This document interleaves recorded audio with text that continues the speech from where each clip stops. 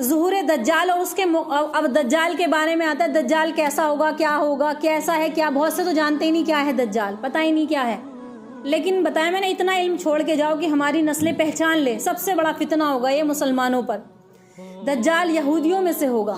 اس کے بعد عیسیٰ علیہ السلام اتریں گے، ان کا عیسیٰ علیہ السلام کا نزول ہوگا۔ عیسیٰ علیہ السلام کو اللہ تعالیٰ نے زندہ آسمان پر اٹھا لیا تھا۔ قرب قیامت سے پہلے جب امام مہدی آئیں گے اس وقت ان کا ظہور ہوگا۔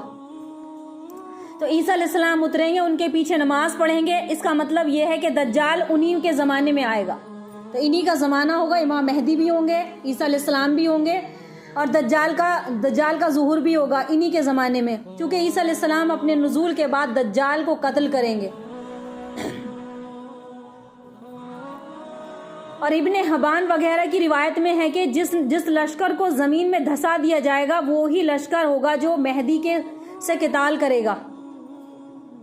اب اس میں آتا ہے آگے کہ اس میں ان سب کاموں میں لگے ہوئے ہوں گے، پھر دجال کا ظہور ہوگا۔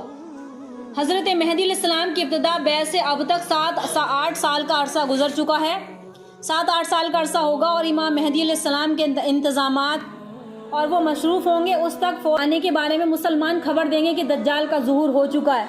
اس کی خبر کو سنتے ہی امام مہدی علیہ السلام ملک شام کی طرف رخ فرما لیں گے، لیکن جانے سے پہلے خبر کی تصدیق ہوگی کہ دجال کے نکلنے کی خبر تصدیق کے لیے ایک وفد روانہ فرمائیں گے۔ وہ وفد 5 یا 9 سواروں کا ہوگا۔ ان سواروں کے متعلق اللہ کے حبیب فرماتے ہیں کہ میں نے ان کے ماں باپ اور قبائل تک کے ناموں کو، میں ان کے نام کو، ان کے قبائلوں کو بھی سب کو جانتا ہوں، اور ان کے گھوڑے کے رنگ تک بتا دیے کہ اس وفد میں شامل ہوں گے، اور روئے زمین پر اس وقت سب سے بہترین انسان ہوں گے۔ ایک وفد بھیجا جائے گا جو تحقیق کرے گا کہ دجال اس وقت کہاں ملے گا، تو وفد بھیجا جائے گا۔ تو اللہ کے حبیب فرما رہے ہیں کہ ان کے قبائلوں تک کے نام آپ نے بتا دیے کہ وہ ان کے فلاں قبیلوں سے ہوں گے۔ ظہور دجال اور اس کے اب دجال کے بارے میں آتا ہے، دجال کیسا ہوگا، کیسا ہے، کیا بہت سے تو جانتے ہی نہیں کیا ہے دجال، پتہ ہی نہیں کیا ہے، لیکن بتایا میں نے اتنا علم چھوڑ کے جاؤ کہ ہماری نسلیں پہچان لے۔ سب سے بڑا فتنہ ہوگا یہ مسلمانوں پر، دجال یہودیوں میں سے ہوگا۔ دائیں آنکھ اس کی کانی ہوگی اور گھنگرالے بال ہوں گے، دجال کی پہچان ہے یہ۔ اب سب پہچان بتا دی، اس کے بعد بھی کمزور ایمان والے اس کے لپیٹے میں آ جائیں گے، کیونکہ پتہ ہی نہیں ہے کچھ دین کے بارے میں۔ بال ہوں گے، سواری پر ایک بہت بڑا گدھا، اس کو مطلب گدھے پر سوار ہوگا۔ سب سے پہلے وہ عراق اور شام میں ظاہر ہوگا، ملک عراق میں اور شام میں ظاہر ہوگا، جہاں وہ نبی اور رسول ہونے کا دعویٰ کرے گا۔ سب سے پہلے ان ملکوں میں ہوگا، دعویٰ کرے گا کہ میں رسول ہوں، اور اللہ کے نبی کون ہے؟ آخری نبی ہیں، وخاتم النبیین، آخری نبی ہیں۔ یہ بہت ساری حدیثیں ہیں، کئی مہینے لگیں گے اسی ٹاپک پر بات کرنے میں۔ ساری پہچان بتائی گئی ہے، کیسے ہوگا، کیا کرے گا۔ آگے آتا ہے کہ پھر وہاں سے ملک شام، اور شام میں اس کا ظہور ہوگا، عراق میں، پھر اصفہان میں اس کے ساتھ 70,000 یہودی ہوں گے۔ پھر وہ اصفہان کے علاقے کی طرف جائے گا، 70,000 یہودی اس کے ساتھ ہوں گے، اور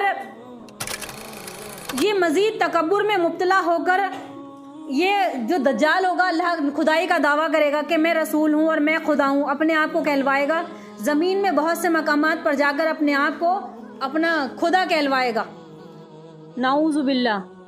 اور اللہ تعالیٰ لوگوں کی آزمائش کے لیے اسے بڑے بڑے ناممکن اور ایسے کام انجام دے گا، اسے اتنی طاقت اللہ دے دیں گے اس کے ہاتھ میں کہ بڑے بڑے ظہور کر کے دکھائے گا۔ جیسے کہ اس کی پیشانی پر کافر لکھا ہوگا، جس کی پہچان ہر وہ مسلمان شخص ایمان والا کر لے گا۔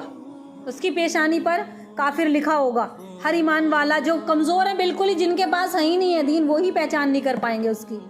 اور اس کے ساتھ ایک آگ ہوگی جس کو دوزخ تعبیر کرے گا، ایک آگ بھی ہوگی اس کے ساتھ جس کو بتائے گا کہ میرے ساتھ دیکھو دوزخ بھی ہے۔